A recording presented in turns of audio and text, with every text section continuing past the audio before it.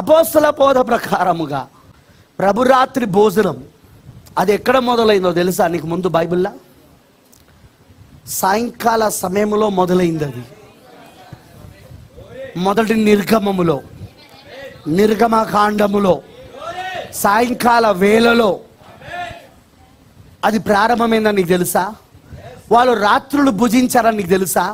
యేసుక్రీస్తు కూడా ఆ రాత్రి ఆయన ఒక రొట్టెని ఎత్తుకొని ఆయన అపోస్తుడైన పౌలు గారు రాస్తున్న సంగతి నీకు తెలుసా? పౌలు గారు కూడా అపోస్తల కార్యంలో ఆయన రాత్రి వేళ రొట్టె విరిచాడని మీకు తెలుసా? దాని పేరే ప్రభురాత్రి భోజనం. ఇంగ్లీష్లో లార్డ్స్ సప్పర్. అర్థమైందా? లార్డ్స్ లంచ్ కాదు. నా ఇంగ్లీష్ రాదా వీళ్ళకు, నా తెలుగు రాదా, బైబిల్ అసలే తెలియదా?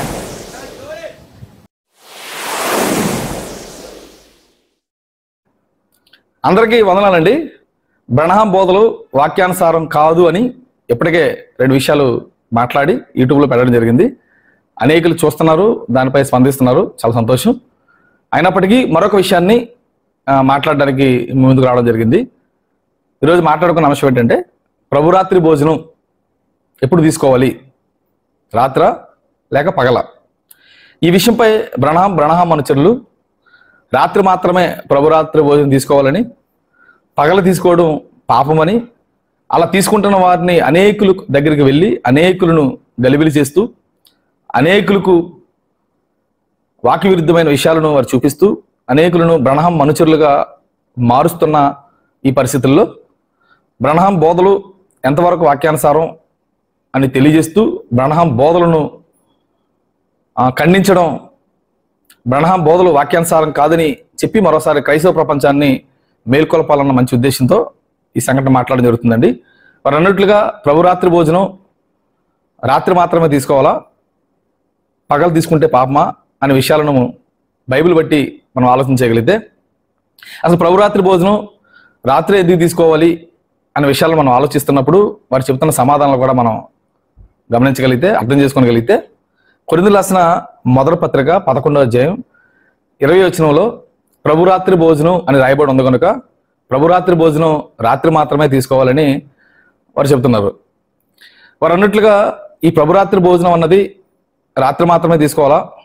అసలు ఏం జరిగింది, దీనికి సంబంధించి అసలు బైబిల్లో ఏం రాయబడింది, ఎక్కడ ప్రారంభమైంది అనే విషయాలను మనం జాగ్రత్తగా ఆలోచించగలిగితే, మత్తయి సువార్త 26వ అధ్యాయం 19 నుండి 31 వచనాలను మనం జాగ్రత్తగా పరిశీలన చేయగలిగితే, యేసు తమకు ఆజ్ఞాపించిన ప్రకారము శిష్యులు చేసి పస్కాను సిద్ధపరిచిరి.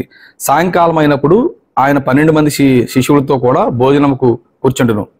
వారు భోజనం చేయుచుండగా ఆయన, మీలో ఒకడు నన్ను అప్పగించనని మీతో చెప్పుచున్నాను. 26వ వచనం కూడా చదువుకుందాం. వారు భోజనం చేయుచుండగా యేసు ఒక రొట్టెను పట్టుకొని దాన్ని ఆశీర్వదించి విరిచి తన శిష్యులకు ఇచ్చి, మీరు దీనిని తీసుకుని ఇది నా శరీరం అని చెప్పాను. మరియు ఆయన గిన్నె పట్టుకొని కృతజ్ఞతాస్తుతులు చెల్లించి వారికి ఇచ్చి, దీనిలోనిది మీరందరూ త్రాగుడి. 30వ వచనం కూడా చదువు. అంతటా వారు కీర్తన పాడి ఒలివ కొండకు వెళ్ళిరి.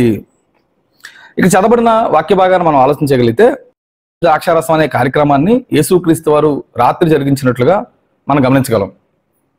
గనుకనే దీనికి ప్రభురాత్రి భోజనం అనే పేరు వచ్చింది. యేసుక్రీస్తు వారు రాత్రి కార్యక్రమం జరిగించాడు కనుక దీనికి ప్రభురాత్రి భోజనం అని పేరు వచ్చింది.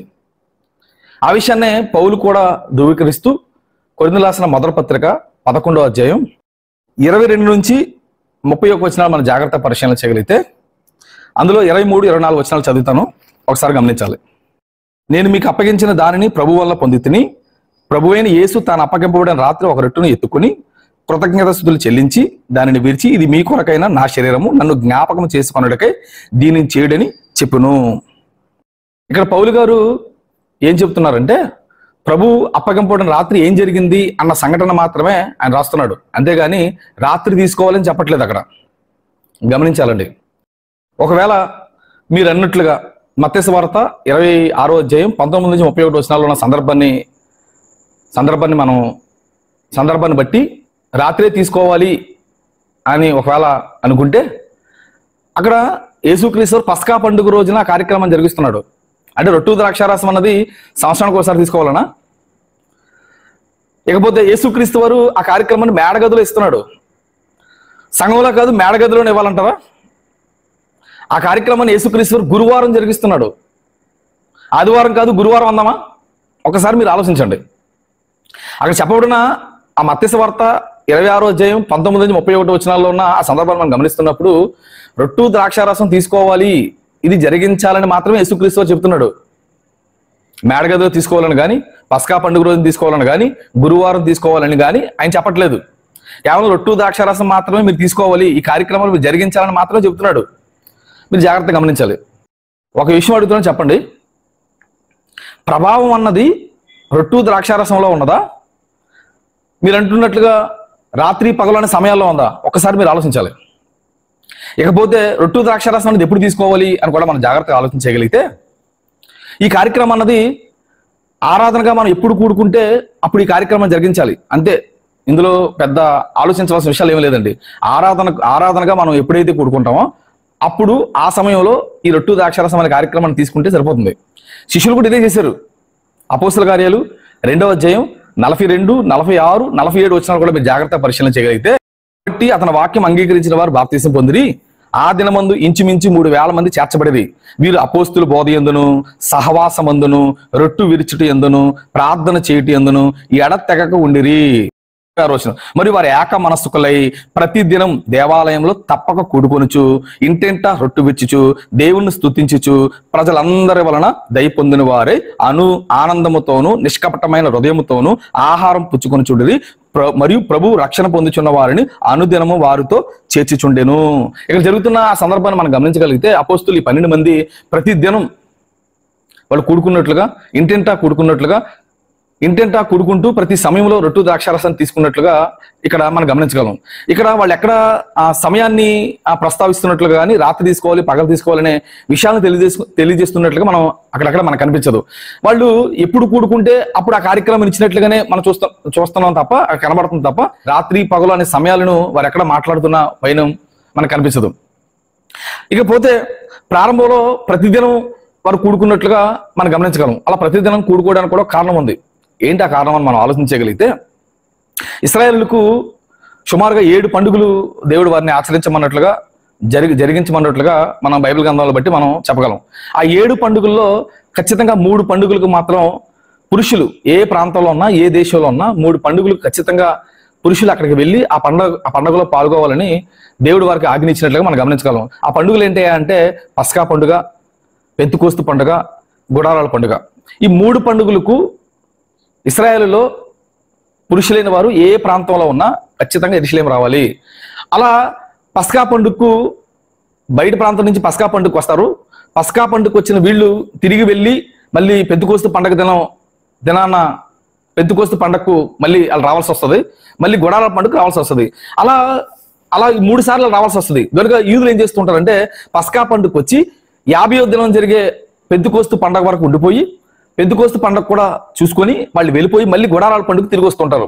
అయితే యథావిధిగానే ఎప్పుడు అలాగే వస్తూ ఉండేవాళ్ళు. అలాగే పస్కా పండుగకు వచ్చారు. పస్కా పండుగ వచ్చిన వీళ్ళు పెంతుకోస్తు పండుగ వరకు ఉండిపోయారు. అయితే పెంతుకోస్తు పండుగ దినం ఏం జరిగిందంటే పేతురు ప్రసంగం చేయడం, 3,000 మంది మారడం, వాళ్ళందరూ సంఘంలో చేర్చబడడం. సంఘంలో చేర్చబడిన వీళ్ళు తిరిగి వాళ్ళ ఊరికి వెళ్ళిపోకుండా కొద్ది రోజులు సంఘంతోనే వాళ్ళు గడుపుతూ, సంఘంతోనే వారు కలిసి అక్కడ పరిచర్య చేస్తూ సంఘంలో వాళ్ళు పాలుభాగస్తులు అవునట్లుగా అక్కడ మనం గమనించగలం. అలా వాళ్ళు పాలుభాగస్తులు అవ్వాలి కనుక వెళ్ళిపోతే ఇక్కడ ఏం జరుగుతుంది, బోధ ఏంటి, వీటి పరిస్థితులు వాళ్ళకి తెలియదు కనుక కొద్ది రోజులు అక్కడ వాళ్ళు మారిన వారు, దూర ప్రాంతం నుంచి వచ్చిన వాళ్ళు, మారిపోయిన వాళ్ళు అక్కడ ఉండిపోయారు కనుక అలా ఉండిపోయిన వీళ్ళు ఖాళీగా ఉండడం ఎందుకని ప్రతిదినం కూడుకున్నట్లుగా అక్కడ మనం గమనించగలం. అలా ప్రతిదినం వాళ్ళు కూడుకుంటున్నారు కనుక వాళ్ళకి ఆహార విషయమై కొంత కొరత జరుగుతుంది కనుక ప్రారంభ సంఘం స్థిరాస్తులు అమ్మి అపోస్తుల పాదాల దగ్గర పెడితే ఉన్న వాళ్ళందరూ సమానంగా పంచుకొని ఆహారం భుజిస్తున్నట్లుగా మనం గమనించగలం. అయితే ప్రారంభంలో అలా వచ్చిన వారు అక్కడ ఉండిపోయారు కనుక ప్రారంభంలో ప్రతిదినం కూడుకున్నారు. అలా రాను మనం గమనించగలిగితే కొద్ది కాలం తర్వాత ఆదివారం కూడుకున్నట్లుగా మనం గమనించగలం. ప్రారంభంలో అయితే ప్రతిదినం కూడుకున్నారు. అది రోజులు గడిచే కొలిది అపోస్తల కార్యాలు 20వ అధ్యాయం 7వ వచనానికి వచ్చేసరికి ఆదివారం కూడుకున్నట్లుగా మనం గమనించగలం. ఇకపోతే ప్రభు రాత్రి భోజనం అని ఉంది కనుక అది రాత్రే తీసుకోవాలంటున్నారు. కొన్ని విషయాలు మీకు చెప్పి ఆలోచింప చేయాలనుకుంటున్నానండి. ఉదాహరణకు కొన్ని పేర్లు మనం గమనిస్తున్నప్పుడు చాలా విచిత్రంగా ఉంటాయండి. పేర్లను ఇలా పిలుస్తూ ఉంటారండి. ఉదాహరణకి పాలకూర అంటారు. అంటే ఆ కూరలో పాలు ఉంటాయని కాదు. అలాగే నేతి బీరకాయ అంటారు. ఆ బీరకాయలో నెయ్యి ఉంటుందని కాదు. అలాగే ప్రభురాత్రి భోజనం అంటే ప్రభురాత్రి భోజనంలో రాత్రి ఉంటుందని కాదు, అది రాత్రి తీసుకోవాలని కాదు. గమనించాలి.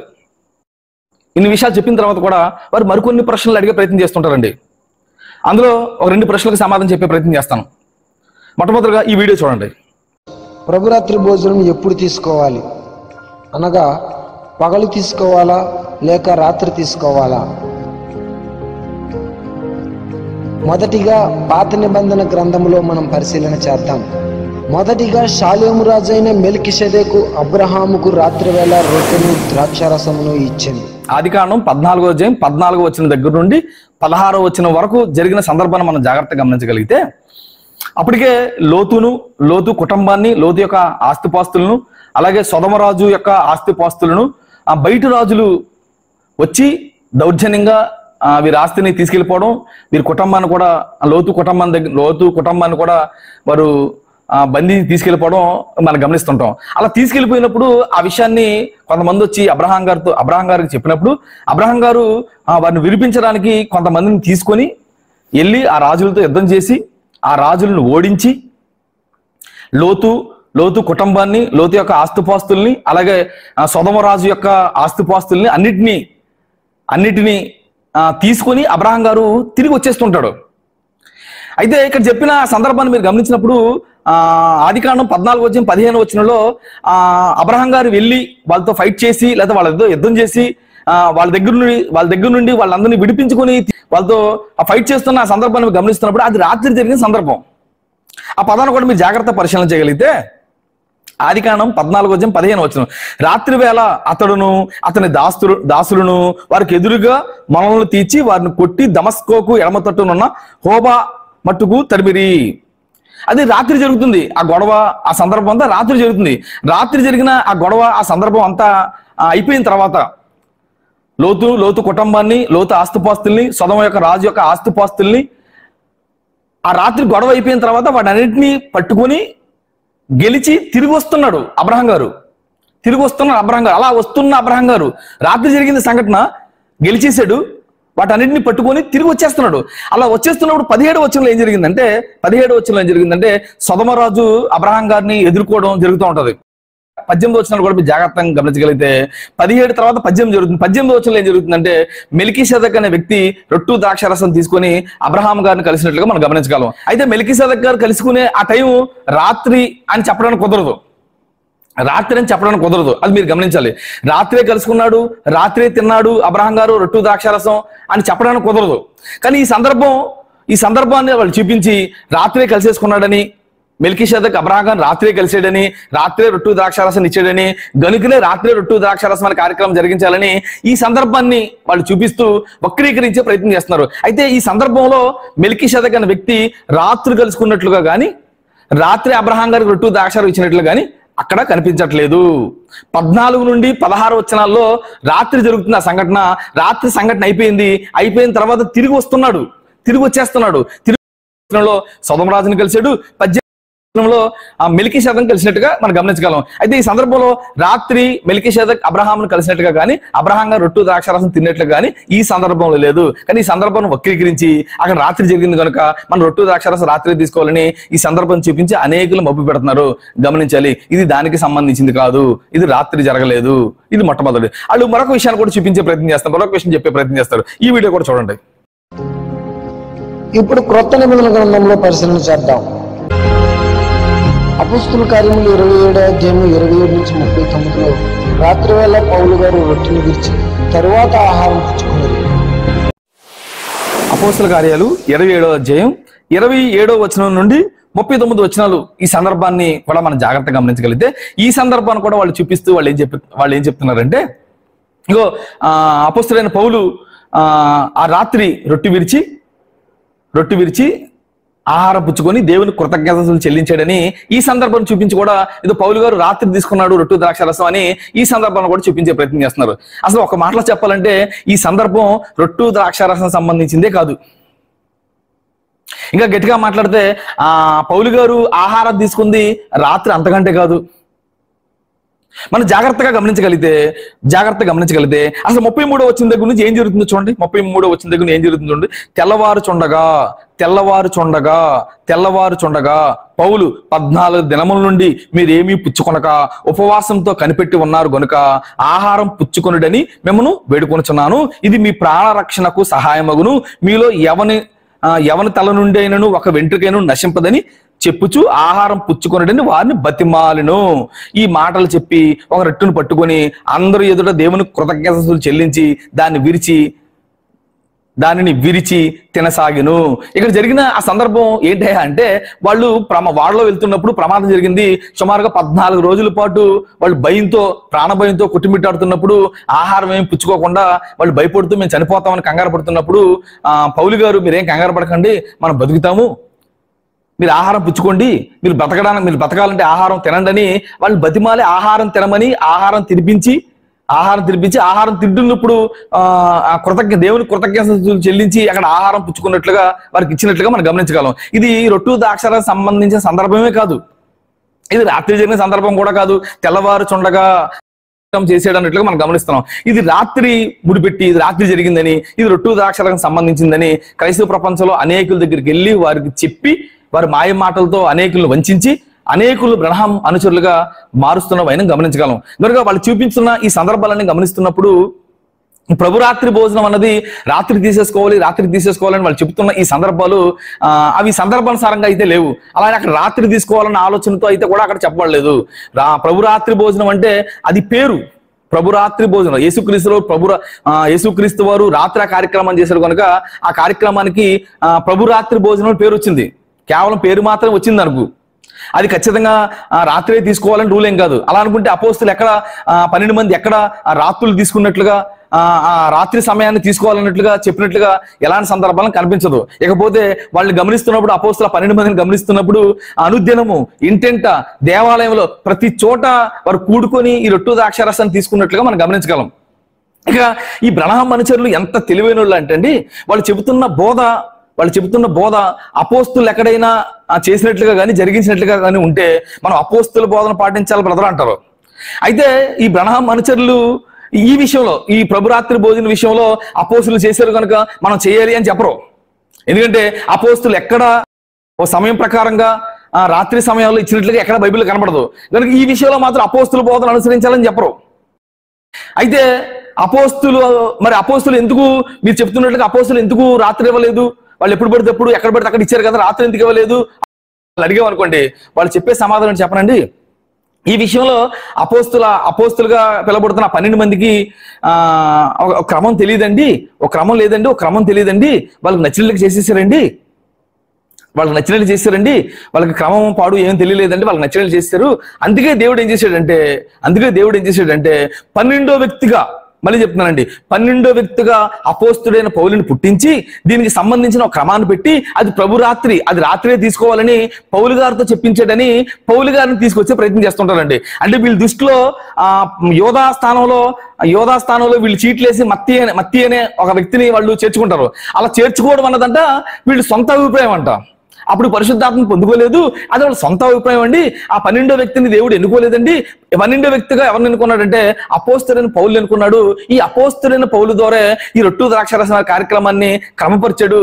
రాత్రి తీసుకోవాలని ఆయనతో చెప్పించాడు కనుక ఆయన చెప్పాడు కనుక ఇది రాత్రి తీసుకోవాలండి అని తెలుగుగా అపోస్తులైన పౌలు గారిని తీసుకొస్తుంటాడు. ఎందుకంటే అపోస్తులైన పౌలు గారు కూడా రాత్రి తీసుకోవాలి, రాత్రి జరిగించాలని చెప్పలేదు. యేసుక్రీస్తు వారు రాత్రి జరిగించాడు. యేసుక్రీస్తు వారి జీవితంలో ఆ సందర్భం రాత్రి జరిగిందని కొరింథీయులకు రాసిన మొదటి పత్రిక 11:23-24 వచనాల్లో యేసుక్రీస్తు వారి జీవితంలో రాత్రి జరిగింది అని ఆ సందర్భాన్ని రాస్తున్నాడు తప్ప, ఆ సందర్భాన్ని ఆయన జీవితంలో రాత్రి జరిగిందని రాస్తున్నాడు తప్ప రాత్రి తీసుకోవాలి అని పౌలు గారు చెప్పట్లేదు. గనుక ఈ ప్రభురాత్రి భోజనం అన్నది రాత్రి తీసుకున్న ప్రాబ్లం లేదు, పగలు తీసుకున్న ప్రాబ్లం లేదు. ఎప్పుడు కూడుకుంటే మీకు అనుకూలంగా ఉంటే ఆ సమయంలో కూడుకొని ఆ సమయంలో రొట్టు ద్రాక్షారసం తీసుకోవచ్చు. కనుక పగలు తీసుకోవడం పాపం అన్న ఈ బోధ సరైనది కాదు. రాత్రి మాత్రమే తీసుకోవాలన్న బోధ కూడా సరైనది కూడా కాదు. కనుక ఈ రొట్టు ద్రాక్షారసం అనే ఈ కార్యక్రమాన్ని మనం ఎప్పుడు ఆరాధనగా ఎప్పుడు కూడుకుంటే అప్పుడు తీసుకోవచ్చు. కనుక ఇది రాత్రి పగలు అనే తారతమ్యాలంటే ఏం లేదు. లేదంటే రాత్రే తీసుకోవాలి అంటే రాత్రి తీసుకుంటేనే ఆ రొట్టెకి ద్రాక్షారసం ఏదో ప్రభావం ఉందని మనం చెప్పినట్లు అవుతాం. గమనించాలి. సమయంలో లేదు ప్రభావం. రొట్టు ప్రభు శరీరంలోను ప్రభు రక్తంలో ఉంది ప్రభావం. సమయంలో లేదు, గమనించాలి. కనుక క్రైస్తవులు చాలా మంది వీళ్ళ విషయమే జాగ్రత్తలు తీసుకోండి, వీళ్ళ బోధన ఖండించండి, వీళ్ళ బోధన ఆలోచించండి. వారు కుదిరితే వారి బోధలోకి వెళ్లకుండా మీ ప్రాంతాలకు వస్తే వారిని మీ ప్రాంతం నుండి తరిమి కొట్టడానికి ప్రయత్నించండి. కనుక ఈ వీడియో మీరు చూడండి, అనేకులకు చూపించండి, వారి బోధల నుండి మరి కొంతమందిని బయటపడేయాలని మనసారా కోరుకుంటూ ఈ నా మాటలు ముగిస్తున్నాను. Thank you.